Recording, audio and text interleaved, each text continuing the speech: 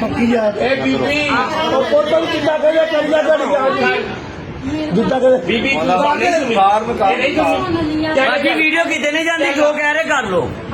ਉਹਨਾਂ ਨੇ ਕਿ ਐਵੀਡੈਂਸ ਬਣਾਣਾ ਜਿਹੜੀ ਗੱਲ ਕਹਿਣਾ ਇੱਥੇ ਉਹ ਇੱਥੇ ਕਰਨਾ ਬਚ ਜਾਓਗੇ ਤੁਸੀਂ ਜੇ ਕਹਿ ਰਹੇ ਆ ਨਾ ਤੇ ਬਚ ਜਾਓਗੇ ਐਂਦਾ ਨਕਾਬ ਉਤਾਰ ਬੀਬੀ ਪਹਿਲੇ ਗੱਲ ਹੋ ਗਈ ਯਾਰ ਇਹਨਾਂ ਨੂੰ ਪਰੇ ਕਰ ਲੈ ਜਿੱਦਾਂ ਕਹਿੰਦੇ ਕਰ ਲੋ ਤਾਂ ਨਰਾਇਤ ਹੋ ਜੂਗੀ ਗੱਲ ਜੋ ਕਹਿ ਰਹੇ ਮੰਨ ਲਓ ਤੁਹਾਡੀ ਗੱਲ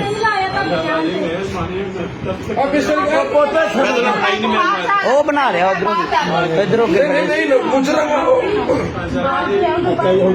ਬਈ ਮੈਂ ਕੀ ਕਰ ਸਕਦੀ ਜੀ ਮੈਂ ਕੁਝ ਨਹੀਂ ਕਰ ਸਕਦੀ ਮੈਨੂੰ ਨਹੀਂ ਪਤਾ ਹੈ ਅੱਜ ਹੁਣ ਤੁਸੀਂ ਕਿੰਨਾ ਨਿਕਾਲੇ ਮੈਂ ਕਦੀ ਇਹਨਾਂ ਦੇ ਚੱਕਰਾਂ 'ਚ ਪਈ ਨਹੀਂ ਤਾਂ ਮੈਂ ਛੇੜ ਗਈ ਮੈਂ ਕਦੀ ਰਹਿਣਾ ਹੁੰਦਾ ਆਪਣੀ ਧੀਆਂ ਨਾਲ ਤੁਸੀਂ ਭੈਣ ਮੇਰੀ ਤੂੰ ਕੱਲੀ ਨਹੀਂ ਇੱਥੇ ਸਾਰੇ ਅਸੀਂ ਸਾਰੇ ਤਾਂ ਨਾਲ ਆ ਰਹੀ ਹੈ